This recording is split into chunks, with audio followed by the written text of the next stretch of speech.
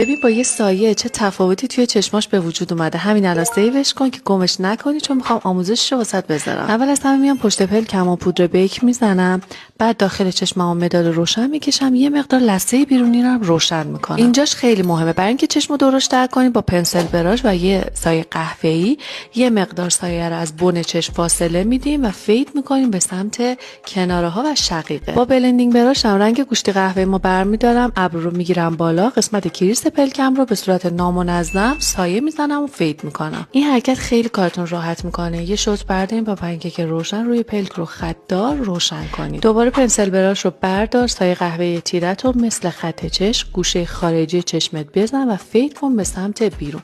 حالا نوبت کشیدن خط چشم. روی پلک و خط چشم میکشیم و جلوی چشم و خط چشم ضد آب میزنیم که اگه اشکش اومد پس نده. نوبتی هم باشه نوبت زدن فرموژه و موژه است. من از موژه ردمی استفاده میکنم، شماره 12 و 14 و تا انتهای خط چشمم موژه ها رو میارم که چشم کشیده تر بشه. ببینم دوست داری بدونی که این سایه خوشگل مناسب چه چشماییه؟ پس حتما کپشن